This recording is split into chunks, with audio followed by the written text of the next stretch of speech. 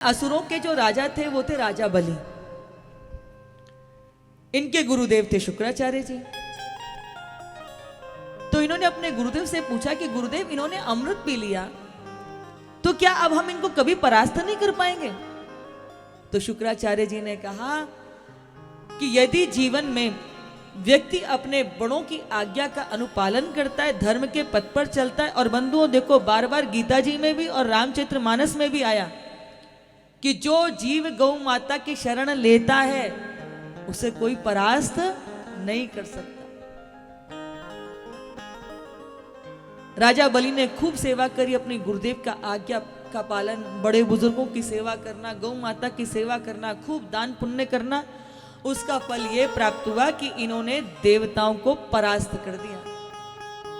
सारे देवता इधर उधर घूमते फिर रहे हैं और जो देवताओं की माता है वो है अदिति, वो दुखी हुई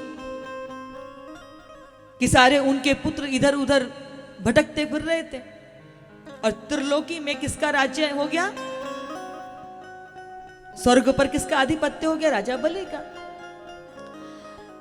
तो वो दुखी हुई तो कश्यप जी ने कहा, देवी दुखी मत हो, आप पयोव्रत करो, पयोव्रत के प्रताप से आपको दिव्य संतति की प्राप्ति होगी और वही संतान आपके पुत्रों को कष्टों से बाहर निकाल करके लेके आएगी। इन्होंने यहां पयोव्रत धारण किया और उसके प्रताप से इनके घर में साक्षात नारायण स्वयं ही वामन का रूप लेकर के अवतरित हुए हैं।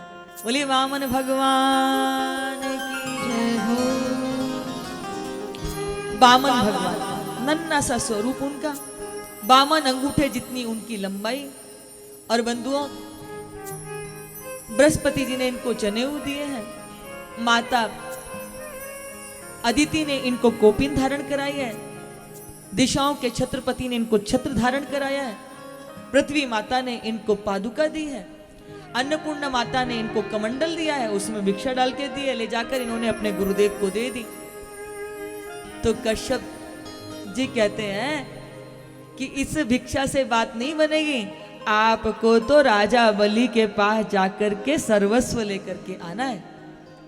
और ये नन्हा सा स्वरूप धारण करके वामन का जो है रूप लेकर के, वामन के रूप में प्रकट हुए ना, ये राजा बलि के द्वार पर चले गए। बंधु, राजा बलि यहाँ पे अश्वमेघ यज्ञ चल रहा है, निरंतर साधना में लगे रहते थे, खूब जग तप करते थे। और बंधुओं, जो यज्ञ का जो फल होता है ना, वो बहुत बड़ा फल होता है। हमारे पहले प्रत्येक घर के अंदर नित्य हवन हुआ करता था।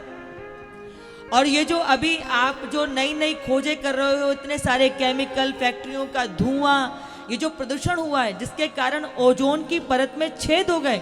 पहले आपने कैंसर इत्यादि जैसी बीमारियां नहीं सुनी होंगी। तो ओजोन की परत में छेद होने के कारण जो अल्ट्रावायलेट किरणें सीधे पड़ रही हैं, यदि उनके छेदों को कोई भर सकता है तो यज्ञ का धूम रही है।